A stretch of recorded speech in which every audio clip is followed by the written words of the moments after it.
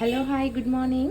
இன்றைக்கி நான் வந்து broccoli with mushroom butter masala செய்ய போகிறேன். அது எப்படி செய்யலான்னு பார்க்கலாம். நான் வந்து ஒரு கப்பு ப்ரோக்கலி எடுத்து வச்சுருக்கேன். ஓகேவா? இதை வந்து நல்லா தண்ணியில் சுடு தண்ணியில் அலசிட்டு எடுத்து வச்சுருக்கேன். தக்காளி 2 தக்காளி, இதுக்கு மெயின் பட்டர், அதுக்கப்புறமா மஷ்ரூம், ஃப்ரெஷ் க்ரீம், வெங்காயம் 2, முந்திரி பயிறு ஒரு 6லேருந்து 7, அதுக்கப்புறம் கொஞ்சம் காஞ்ச வெந்தயக்கீரை, அதுக்கப்புறம் இஞ்சி பூண்டு பேஸ்ட்டு. இதுக்கு என்னென்ன மசாலா பார்த்தீங்கன்னா, தனி மிளகாய்த்தூள் 1½ ஸ்பூன் எடுத்திருக்கேன், மல்லித்தூள் 1 ஸ்பூனு, ஜீரகத்தூள் 1/2 ஸ்பூன், கரம் மசாலா 1/2 ஸ்பூன். இப்போ இதை வச்சு நம்ம பண்ணலாம். வாங்க எப்படி செய்யலான்னு பார்க்கலாம். நான் வந்து வானல் வச்சுட்டு 1 ஸ்பூன் வந்து எண்ணெய் சேர்த்துட்ருக்கேன். இதில் வந்து இப்போ நம்ம வெங்காயம், இஞ்சி பூண்டு பேஸ்ட்டு, தக்காளி, அதுக்கப்புறமா வந்து முந்திரி பயிர் இதெல்லாம் நம்ம வதக்கி எடுத்துக்கலாம். எண்ணெய் காஞ்சிடுச்சுன்னா இது வெங்காயம் சேர்க்க போகிறேன். இப்போது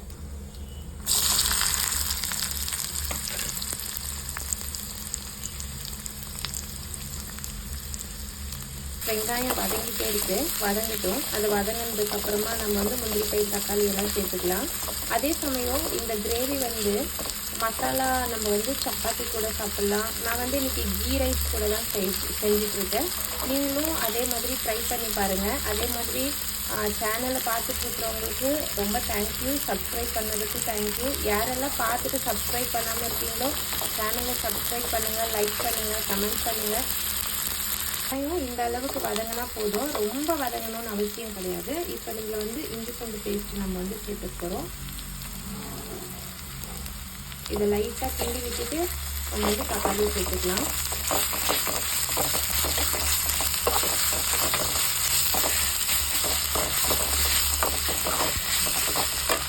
இப்போ தக்காளி சேர்த்துக்கலாம்.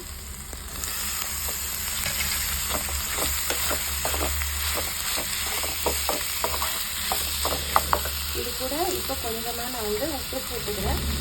தக்காளி வெங்காயம் வதங்கி வர்றதுக்காக.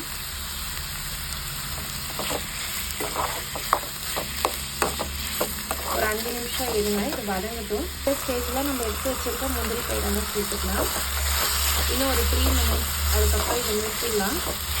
வதங்கட்டும். இன்னும் லைட்டாக வதங்கணும். தக்காளி நல்லா வதங்கிருக்கு இல்லையா?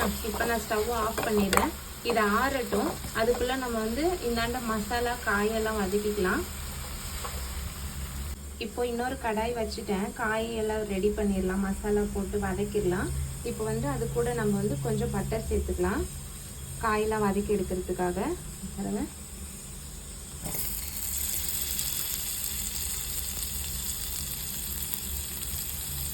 இப்போ மஷ்ரூம் சேர்த்துக்கிறேன் நான். இதோடவே நம்ம ப்ரோக்கலியும் சேர்த்துக்கலாம். இந்த காய் வந்து தண்ணி விடும். ஸோ நம்ம இந்த தண்ணி வச்சுற வரைக்கும் பட்டர்லேயே இந்த காய் வந்து ஒரு 5 to 6 மினிட்ஸ் நம்ம நல்லா வதக்கி எடுத்துக்கலாம்.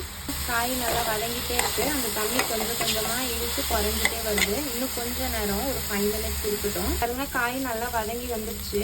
இப்போ வந்து நம்ம மசாலாவை சேர்த்துட்டு இந்த வதக்கி வச்சிருந்தோம் இல்லையா, அந்த பேஸ்ட் அரைச்சி எடுத்துட்டோம். இப்போ இதை சேர்த்துக்கலாம். இது என்னன்னா தக்காளி, வெங்காயம், இஞ்சி பூண்டு பேஸ்ட்டு, முந்திரி பயிறு நம்ம வதக்கணும் இல்லையா, அதை தான் அரைச்சி வச்சுருக்கேன்.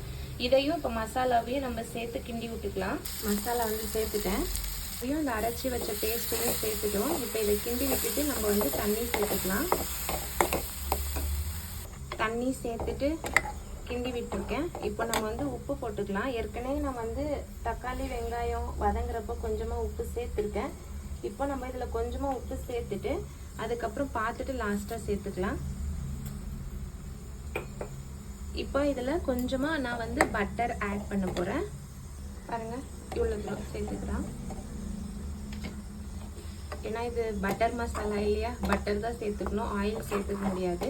இது கொதிக்கட்டும். கொதிச்சுட்டு லைட்டாக மேலே எண்ணெய் பிரிஞ்சு வரும். அந்த ஸ்டேஜில் நம்ம வந்து ஃப்ரெஷ் க்ரீம் சேர்த்துக்கலாம்.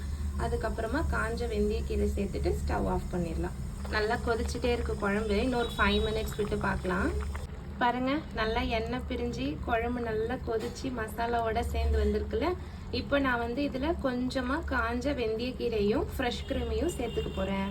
பாருங்கள், நான் இதை சேர்த்துக்கிறேன். இதோட இப்போ வந்து ஃப்ரெஷ் க்ரீம் சேர்த்துக்கலாம். கலர்ஃபுல்லாக இருக்குல்ல, பார்க்குறதுக்கே சாப்பிட்டா டேஸ்ட்டாக இருக்கும். பாருங்கள், ஃப்ரெஷ் க்ரீம் கொஞ்சமாக சேர்த்துக்கலாம். அவ்வளோதான், ரெடி ஆயிடுச்சு. நீங்களும் ட்ரை பண்ணி பார்த்துட்டு எனக்கு கமெண்ட்டில் சொல்லுங்கள் எப்படி இருக்குன்னு. கண்டிப்பாக சப்ஸ்கிரைப் பண்ணுங்கள், லைக் பண்ணுங்கள். பாய், நெக்ஸ்ட் ஒரு வீடியோவில் பார்க்கலாம்.